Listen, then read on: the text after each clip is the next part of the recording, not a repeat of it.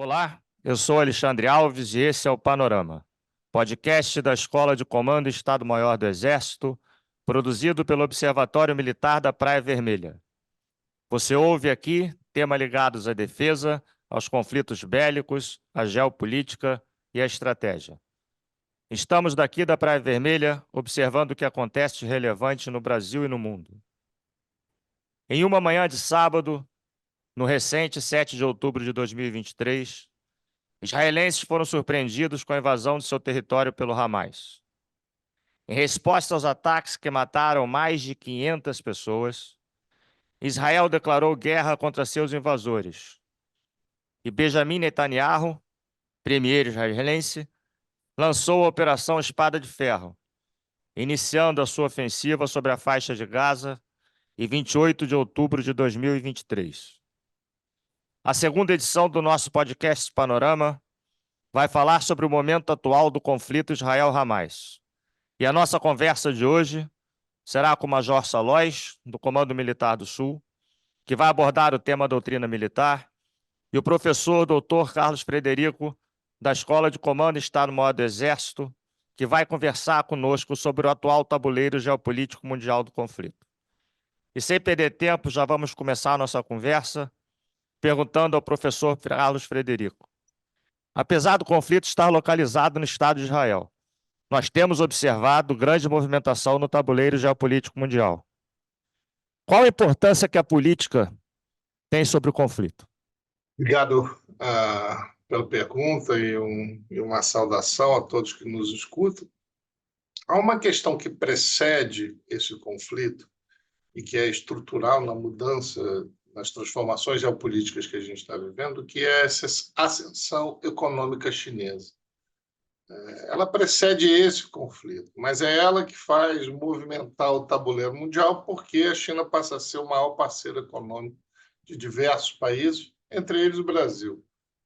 A partir disso, todo grande evento internacional se torna um evento que chama, né, esse novo jogo, ou que testa essa nova dimensão. Foi assim com a Ucrânia, é assim com o G20 e é assim também com Israel. Então, embora geograficamente concentrado o conflito, a importância dele global, a importância dele mundial, se dá porque ele se torna, né, mais um cenário de teste dessas transformações geopolíticas que a gente está vivenciando nos últimos anos. Ok, professor. Vamos entrar agora um pouco na seara da doutrina militar, Major Salóis, e a pergunta é justamente em cima dessa área. Como as três dimensões do campo de batalha, eu pedi até para que você explicasse um pouco o que são essas três dimensões para os nossos ouvintes, têm sido utilizadas pelo Hamas e também pelas forças de defesa israelenses. Bom dia, Alexandre. Bom dia, professor Carlos Frederico. Saúdo a todos aqueles que estão nos ouvindo agora. Inicialmente, a gente precisa explicar, como você falou, essas três dimensões do campo de batalha. Então, a guerra é algo muito mais amplo, travada no nível político, no nível estratégico, operacional e tático. Dentro do conceito de guerra, a gente tem o próprio campo de batalha, que é onde a guerra é travada. E aí nós podemos dividir em três dimensões. A dimensão física, que são as estruturas, o terreno onde são implementadas as operações militares, a dimensão humana, que engloba não só a população, mas os fatores psicossociais, econômicos que cercam essa população, e a dimensão informacional, que ultrapassa a questão de estruturas lógicas de difusão da informação e contempla todo o espectro de informação que a gente recebe, que a gente absorve. E dessa forma, a gente começa analisando a dimensão física, que é o terreno de Gaza. Gaza é uma área extremamente urbanizada e densamente povoada, com uma forte presença da dimensão humana. Isso acaba sendo capitalizado pelo Hamas, pelo fato das operações militares de Israel terem sido utilizadas com bastante vigor, estarem sendo, né, utilizadas com bastante vigor, e o Hamas acaba capitalizando isso aí da maneira que ele explora baixas civis, crianças, mulheres que acabam sendo sofrendo danos colaterais em razão das ações da dimensão física. A partir daí, essas baixas são amplamente difundidas na dimensão informacional. E é justamente nessa dimensão informacional que ocorre a famosa guerra de narrativas, das propagandas de ambos os lados. E nós, a sociedade, a opinião pública, é o alvo dessa guerra de propaganda. Então, cabe a nós entendermos como essas operações militares estão sendo desdobradas na dimensão física por parte das Forças de Defesa de Israel, como o Hamas tem utilizado a dimensão humana como escudo humano para explorar a estrutura da dimensão física, por exemplo, um posto de comando e controle embaixo de um hospital, dimensão física, um hospital, comando e controle, uma ação de Israel em cima desse posto de comando e controle vai causar um dano colateral naquele hospital. Isso acaba sendo explorado na dimensão informacional. Elas são interdependentes e são utilizadas por esses dois atores de maneira sinérgica. Eu vou aproveitar essa abordagem do Salós, professor Carlos Frederico, que ele tocou na parte de guerra de narrativa, para a gente voltar a discutir a temática dinâmica tal da distribuição de poder na região. A gente pode observar, nos dias de hoje, Israel cada vez mais isolado, fruto justamente dessa guerra informacional. Nós vemos grande apelo por parte de vários atores internacionais na luta pela criação do Estado palestino. E temos observado a preocupação dos Estados Unidos tentando fazer com que Israel reduza a sua ofensiva e evite até o prosseguimento dessa ofensiva ao sul da faixa de Gaza. Como é que o senhor vê as consequências dessas movimentações todas nessa dinâmica e o que a gente pode esperar disso tudo? Eu acho que a gente pode esperar é um Israel cada vez mais isolado. E o porquê, e aí acho que é interessante conversar sobre o porquê disso. Há uma dinâmica de política interna, Netanyahu perde poder político interno, e aí quando eu digo interno não é a sociedade israelense, são as instituições políticas israelenses, a coalizão que o apoia. Então, Netanyahu perde poder interno à medida em que tenha uma reação menos vigorosa. Então, qualquer tentativa de Netanyahu em negociar, em discutir, leva à perda de poder político interno. Então, essa é uma equação que o número não fecha. Ele precisa continuar a sua ofensiva para poder continuar no poder. Lembrando que mais 70% da população culpa o governo Netanyahu pelos ataques. E, nesse momento, há uma trégua, entre aspas, porque, afinal, há um conflito em curso. Uma vez que o conflito termine, haverá uma apuração de haveres e uma atribuição de culpados, e aí aqui o culpado não é o culpado do ponto de vista político, né, do ponto de vista social, e me parece muito claro que o governo Netanyahu vai ter vida curta. Então, essa dimensão é que empurra para o isolamento internacional. Por quê? A resposta internacional às ações de Israel são absolutamente contrárias. Mesmo o seu maior aliado, que são os Estados Unidos, todas as demonstrações que vêm de Washington são no sentido de pedir a Israel que tenha mais parcimônia, que tenha mais preocupação com a população civil. Então, a reação ela é uma equação que não fecha, mas que tende a continuar desse jeito. Então, eu estou tentando só indicar para vocês por que as coisas devem continuar assim. Para o governante israelense, nesse momento, não convém fazer diferente. Eu vou manter a temática da discussão nossa, professor. Eu vou jogar para o Salós agora, depois o senhor pode completar a resposta dele, por favor. É justamente em cima do último tópico que eu levantei. Como é que vocês veem a viabilização para a criação do Estado palestino? Seria a criação do Estado palestino um ponto fundamental para se tentar chegar a um acordo de paz? Há espaço na geopolítica mundial hoje para a criação desse Estado palestino? Rápido comentário, porque eu acho que isso é importante, porque tem esse assunto do Estado palestino tem estado muito em voga. Por favor, Salós, qual a sua opinião sobre isso? Bom, Alexandre, existe um ditado, uma expressão em Gaza que é muito interessante. Para se obter a paz entre palestinos e israelenses, a primeira coisa a se fazer é ter coragem. É a coragem de se entender a questão palestina e se entender o Estado de Israel, a criação do Estado de Israel. Então, a criação de um Estado palestino por si só não significa a paz entre palestinos e israelenses. Uma estrutura de governança estável que extrapola o poder militar, extrapola ações militares, mas criar condições para mitigar o ressurgimento de ideias terroristas ali. Esse talvez seja o primeiro passo para aí sim se pensar em criar um Estado palestino. Professor, o senhor poderia complementar, por favor, o que o Major Salós falou conosco sobre a criação do Estado da Palestina? O único país contrário hoje à criação do Estado da Palestina é Israel. E aí eu acho que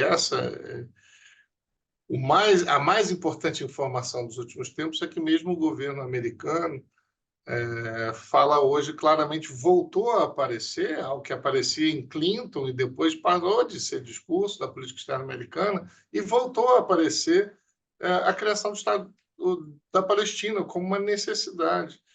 Países árabes em volta, países com os quais Israel procurava normalizar suas relações, incluindo a Arábia Saudita, hoje são expressamente favoráveis e colocam a condição da criação de um Estado palestino como necessário. Aí agora, vamos dizer, o que eu concordo com o Salós, não é a criação que vai gerar a paz. São duas coisas aí que não necessariamente estão interligadas, né? Mas em relação à criação em si, é o que a comunidade internacional pede, e aí é toda a comunidade internacional. Isso é resultado do isolamento de Israel, e aí essas coisas estão absolutamente ligadas. Israel está tão isolado que todos os outros países hoje estão verbalizando a favor da criação do Estado palestino. Obrigado, professor. Salós, nós vamos voltar para o campo militar do poder, né? A gente sabe a influência que esse campo tem no conflito, principalmente no conflito como a gente está vendo acontecer entre Israel e Hamas. A pergunta que eu faço é se você acha que Israel pode atingir os seus objetivos militares e políticos.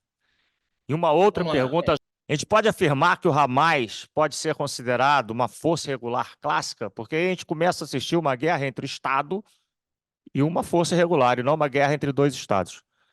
Pronto, agora te cortei de novo, mas agora você pode falar.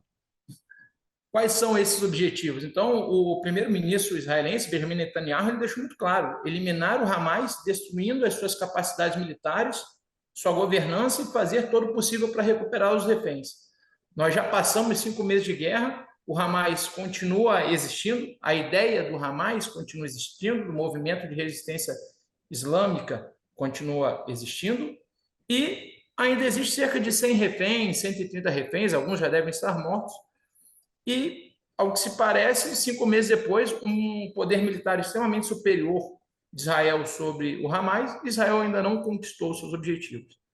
Então, esses objetivos, acredito que sejam inalcançáveis, sobretudo pela estrutura que é o Hamas, que tem características de uma força irregular clássica dentro da condução da guerra irregular, pela condução de guerra de guerrilha, de ações terroristas, como nós vimos agora no 7 de outubro, mas o Hamas ele trouxe à tona uma inovação da guerra irregular do século XXI, como o Estado Islâmico apresentou em 2000 e 2014, como o Al-Shabaab tem apresentado na África, que é integrar capacidades convencionais com capacidades irregulares, né? O que a gente fala, ele é criativo ele sabe utilizar o que tem, é criativo com o que não tem. Então, nesse sentido, o Hamas ele tem conquistado os seus objetivos, que é construir uma opinião pública a favor da sua causa, levantando apoio de massas pelo mundo inteiro, inclusive sua parcela do mundo ocidental, projetando-se como um líder palestino de fato da causa palestina e colocando Israel como causador da destruição do povo palestino. Obrigado, Salós. Nós temos visto, professor, uma discussão muito grande, tanto na mídia quanto entre os atores internacionais, para quem faz uma pesquisa um pouco mais aprofundada sobre geopolítica, sobre a efetividade da ação da Organização das Nações Unidas na mediação de conflitos recentes que nós temos visto. como o senhor analisa a atuação da ONU especificamente na mediação do conflito entre Israel e Hamas? Praticamente inexistente, né? Acho que a resposta mais curta é praticamente inexistente. Então, tentar mergulhar rapidamente nas razões para isso. Desde a década de 90, que a ONU vem tendo algumas dificuldades elas que foram acentuadas quando, depois do ataque de 11 de setembro nos Estados Unidos, o principal fiador e construtor desse sistema multilateral pós-Segunda Guerra Mundial, ele rejeitou essa ação multilateral. Então, no momento que os Estados Unidos tomam uma ação unilateral e atropelam a ONU, o recado dado aos outros países é que podem fazer o mesmo.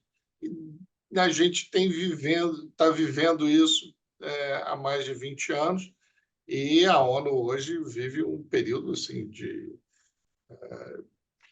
não de absoluta falta de efetividade, ainda é muito importante para questões que a gente chama de low politics, ou de saúde, educação, objetivos de desenvolvimento sustentável, mas para a área de segurança e paz, que é o objetivo para o qual foi criado, a ONU hoje realmente apresenta enorme dificuldade para justificar a sua existência.